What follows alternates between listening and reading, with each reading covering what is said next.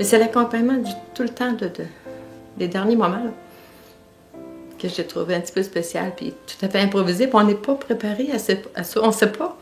Mais on ne peut pas dire qu'on n'a pas de formation. Pour ça, on n'a absolument rien de formation. Là, tu t'en vas juste avec OK, c'est bien correct, je vais y aller. Après ça, tu dis, wow, pas là, tu sais, là. Mais moi, je suis allée juste avec mon cœur, puis je vais écouter. S'ils ont besoin de moi, je vais être là.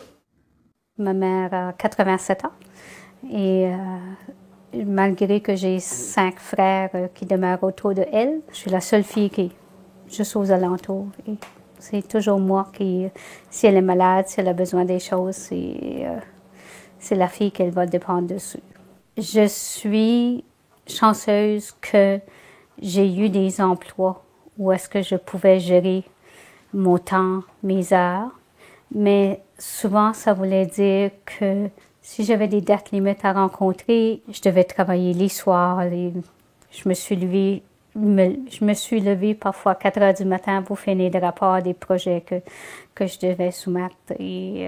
Mais j'aurais jamais dit ça à ma mère. C'est comme si elle me demandait quelque chose, oui, je vais être là.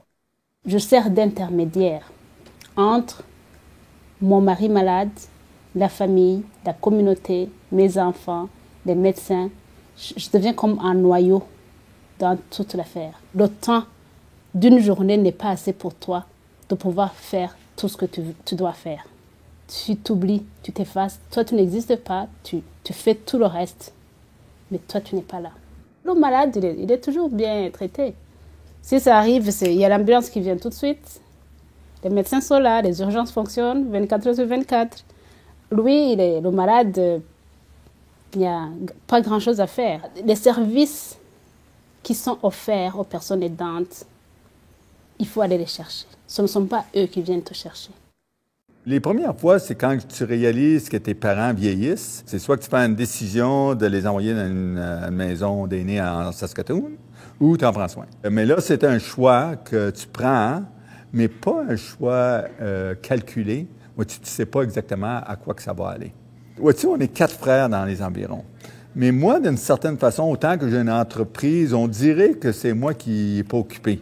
Je suis très, très occupé, mais on dirait que je suis le plus accessible d'aller à n'importe quand.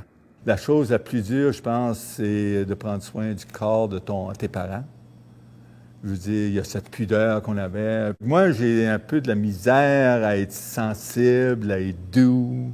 Puis là, tu arrives, tu es obligé d'aider ton père. Puis lui, tu peux aussi imaginer l'humilité que ça y prend. Il faut que je commence à être plus doux, il faut que je commence à être plus, accepter des choses. Ça fait que ça aide sur le côté de mes parents, mais dans ma vie personnelle, je pense que ça fait un gros changement.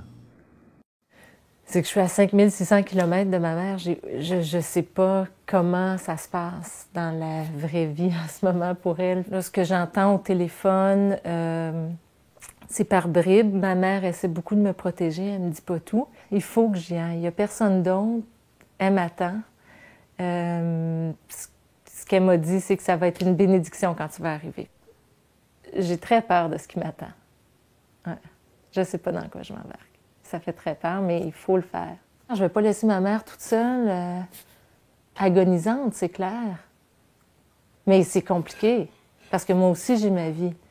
Fait que là, ces jours-ci, c'est de partir, laisser la maison, trouver des gens pour s'occuper de la maison, trouver des gens pour s'occuper de mon travail, pour s'occuper de mon fils là-bas. C'est vraiment essayer de mettre tout en stand-by le temps qu'on revienne, parce que je le sais pas. Ça peut durer des semaines, ça peut durer des mois, ça peut durer des années, j'ai aucune idée. Et ça, c'est une question que j'avais hier, c'est à partir de quand est-ce qu'on dit OK, je peux revenir? C'est-tu après 4 semaines que OK, je peux revenir? Est-ce que c'est après 6 semaines? C'est-tu le temps du congé compensatoire? Est-ce que c'est ça la limite? Je sais pas c'est quand est-ce qu'on peut dire, bon, ben là, il faut que je retourne à ma vie. Je reviendrai, maman. Je ne sais pas c'est combien de temps. J'ai eu des épreuves aussi dans le passé, puis je suis passée au travers. Puis quand je regarde, ben en arrière, je me dis comment j'ai fait. Quand j'y repense, c'était excessivement demandant. C'est des situations très stressantes, mais j'ai passé au travers. Fait que je devrais être encore capable.